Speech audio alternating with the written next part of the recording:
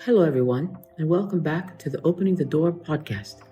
I'm your host, Paula Seremetis, and in this series, we explore different aspects of housing discrimination by hearing directly from the voices involved and different experts in the field. In the past 2 episodes, we've listened to and learned from individuals with migratory backgrounds. Today, we're bringing in new voices to broaden our perspective.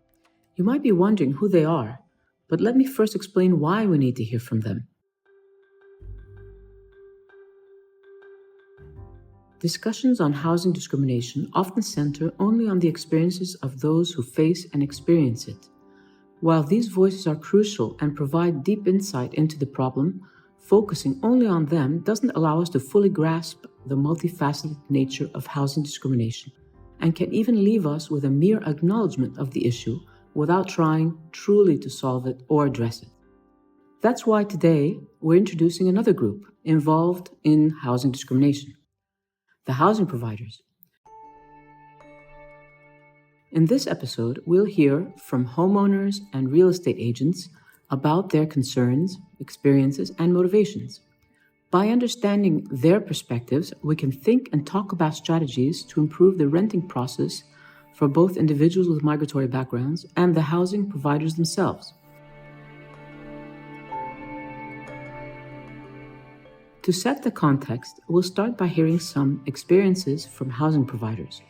Our 2 experts, Julia Testa, project coordinator at the Mixed Migration Center Europe, and Liat Rogel, housing expert from Fondazione Impact Housing, will lead this main section of today's episode. The floor is yours, ladies.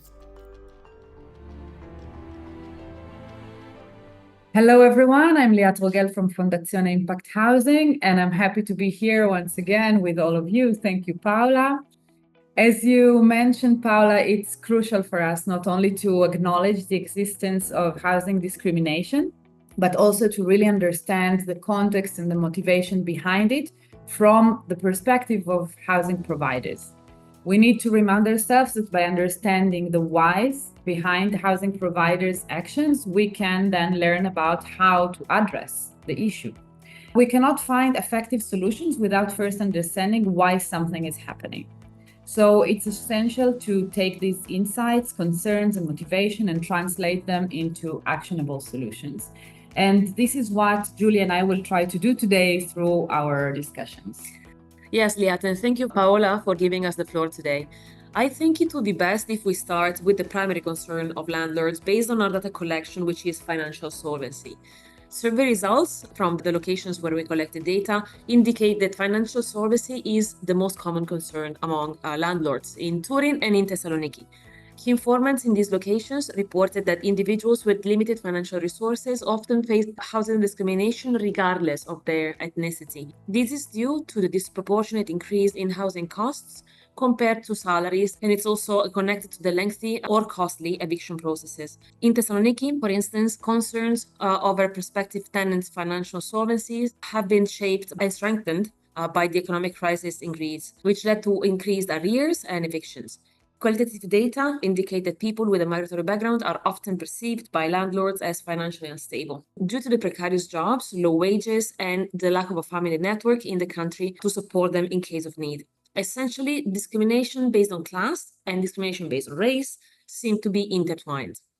Yeah, of course, Julia. And what we're mentioning is much more layered and complex than that just financial solvency. So although it's primarily manifests as an economical issue, the roots may be in other types of inequality or prejudice, such as job access or landlords' perception of individuals with migratory background as financially unstable. As mentioned last time, discrimination often stems from mistrust. Mm-hmm. So looking at this issue more holistically, in cases of financial solvency, access to entities, agencies, and platforms that act as intermediates between homeowners and people with housing access can be key to actually solving this issue. These intermediaries can provide both economic and non-economic guarantee, which would be truly helpful. We can actually hear from a homeowner in Thessaloniki to understand this better.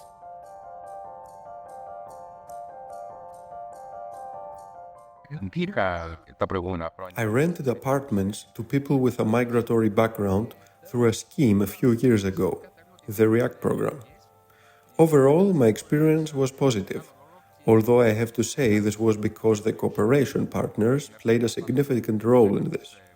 Certainly, there were a few small issues which were mainly due to the environment and did not have anything to do with me. Personally, the problems I had with the local people were more than with the migrants. Of course, here I want to clarify that the cooperation we had with the social workers and employees of the scheme was very good. Any problems were solved immediately. I believe it is necessary to have such a mediator. I felt more secure having an organization, the municipality for example. I would have to make the same decision whether it was a Greek person or a migrant, the same. Of course, there is a suspicion, discrimination against foreigners or migrants, whether they have a job and they can support themselves in terms of paying the rent. I would feel much more secure if I knew that there was an organization mediating the coordination and covering the rent.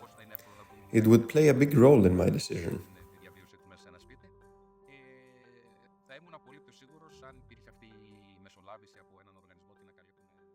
From what we just heard, we can understand that the homeowner concern is rooted in suspicions about migrants having stable jobs or being able to support themselves. In many cases, just like what we heard, this concern can be alleviated through access to mediation organization. For real estate agency, the situation might be different. They often see their jobs as complying with the client needs, meaning the homeowner. In such scenarios, a mediation organization can play a different role. A real estate agent from Thessaloniki mentioned that he would accept cases only if a mediating organization is involved. If both sides agree and there is an NGO that mediates, there has to be an NGO as a reference point. If there is no NGO, I wouldn't touch any cases of this kind.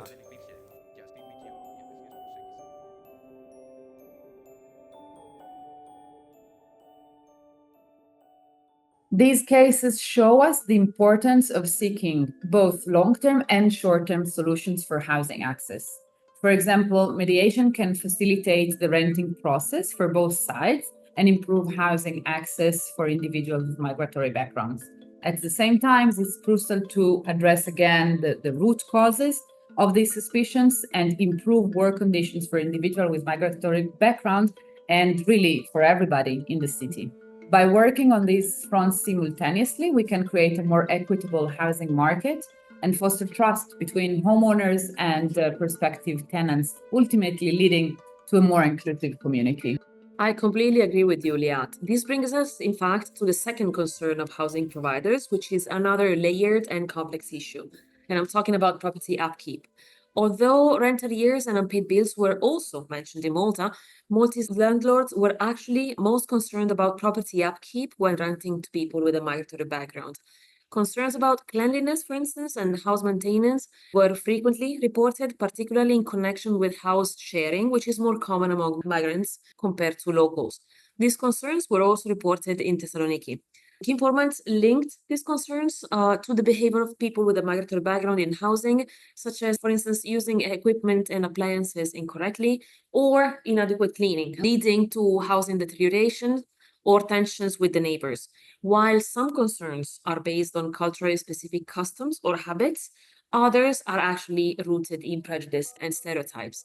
A real estate agent from Thessaloniki mentioned, Those who come to this country must understand that the apartments available for 3 to 4 people are not for 10 to 15 people. Unfortunately, they have learned to live together like this. They don't have enough money to be able to do otherwise. Of course, damages from the renters always occur, regardless of nationality. In this case, we could hear the complexity of housing upkeep or even the use of the house. High housing costs and lack of access to fair working conditions impact housing access for individuals with migratory backgrounds. This leads to situations where larger numbers of individuals need to rent smaller places together to actually afford housing, which in turn affects their access to housing and even the housing upkeep. Our research and conversation with both housing providers and individuals with migratory backgrounds have shown that providing renters with some type of rules, indications, or even a housing manual, even though it does not solve the root of the issue, can help. Such tools would explain how to use the house and its appliances and any rules specific to the culture or context to ensure long-term prevention and sustainability of buildings, reducing the need to frequent maintenance and reducing the misunderstanding between homeowners and tenants and even neighbors. Let's listen to a real estate agent from Malta who shared about the importance of explaining context-specific rules and obligations to tenants.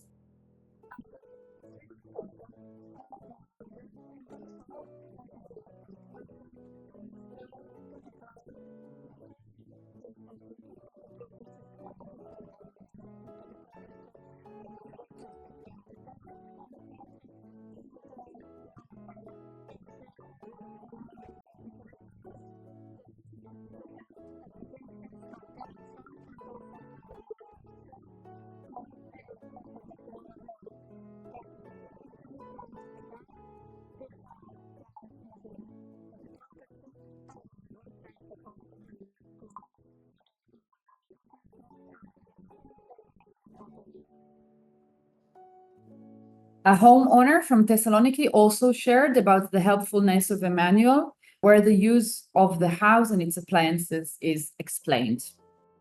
I imagine this type of manual to be like the kind of rules we have for the whole apartment building association, but concerning the apartment specifically. Not to make a fire in the middle of the room, not to put the warm pot on the kitchen counter, not to make noise during the legal quiet hours in the middle of the day and at night. So yes, a manual in their language would be helpful. A real estate agent from Thessaloniki also mentioned, for example, for Greece, the legal quiet hours. I think that these are obvious things and can be included in the contract or can be explained during the signatures of the contract. Conditions are included in the contract in any case. These insights highlight how providing clear guidelines and manuals can help bridge cultural differences and ensure better property upkeep. These resources can help tenants to learn more about the specific rules and expectations of the homeowner and to foster better understanding, reducing potential conflicts. This approach, I think, can be beneficial both for the landlords and the tenants, creating a more positive and sustainable rental experience for everyone involved. I think that creating the tools that you mentioned, Liat, not only helps with housing access issues, but it can also help decrease prejudice against people with a migratory background in the long term. This brings me to the third obstacle that is impacting housing access for individuals with a migratory background, meaning racial discrimination.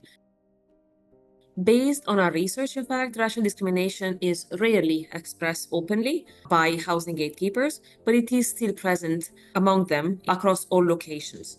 According to the qualitative data that we collected from a variety of respondents, including people with a migratory background, but also experts and housing intermediaries, housing gatekeepers rarely say explicitly to prospective tenants that their application will not be accepted because of their migratory background. As one housing intermediary from Turin explained, for instance, landlords know that they cannot say it openly to the prospective tenant. Instead, gatekeepers reportedly provide excuses in order not to rent to people with a migratory background or simply stop responding to them. However, real estate agencies and other housing intermediaries that we interviewed did mention being asked to exclude people with a migratory background from the pool of prospective tenants. In all three occasions, as you mentioned before, Liat, real estate agencies stated that they mostly comply with their clients, meaning the landlords' wishes, because for them in the end, it's a job. I had at one time a semi-basement apartment in the Faliro area. It's a good neighborhood, where there are some refugees living in that area, which was a lot of humidity inside. I told the homeowner to fix it up so you can rent it at a better rate. He wouldn't do it because he didn't have enough money for this. Then they wanted to rent it for 200 euros for a family of 4 to stay there. Finally, when they were asked about the fact that they were a refugee family, they said no.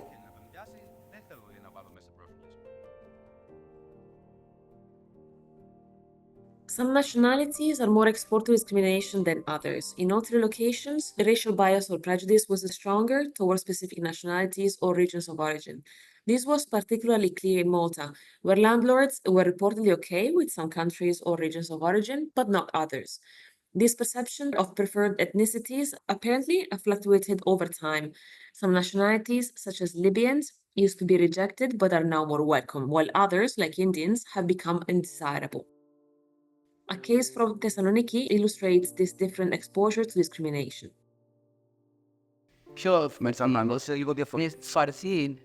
When I had to find a house for Albanians to rent, it was different with them because they speak Greek. They have been in Greece for many years.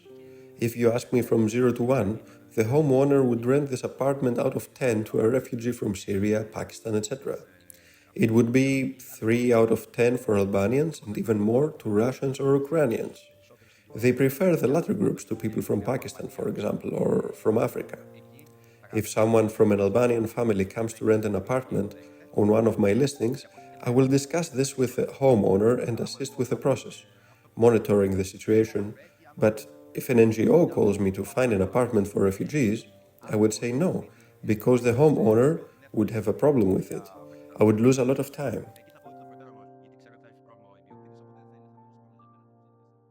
The two cases we just heard clearly show the existing discrimination and the different exposure of various nationalities to it.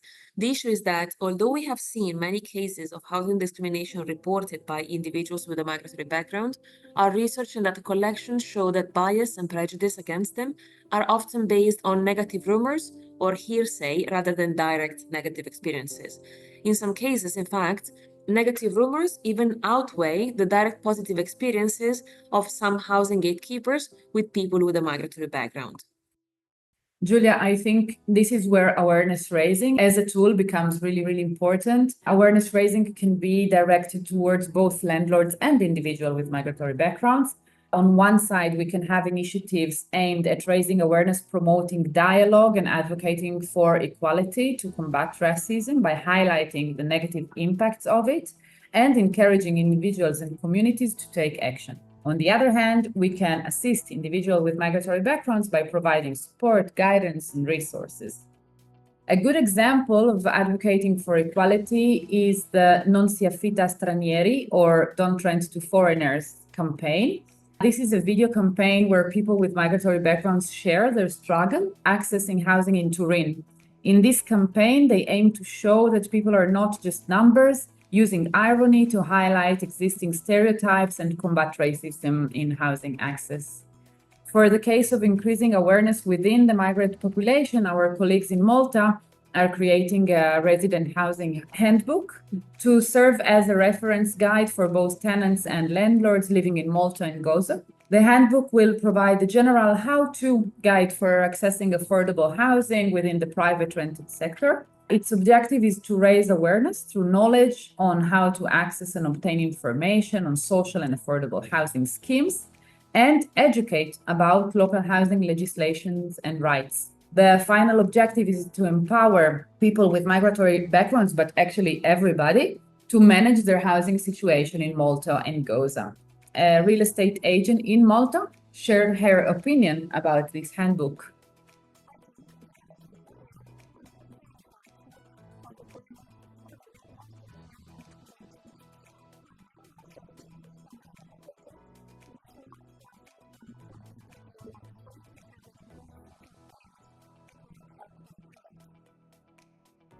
The same agent emphasizes the importance of sharing enough information with tenants renting a place and how much agencies themselves can actually help with this awareness raising and access to information.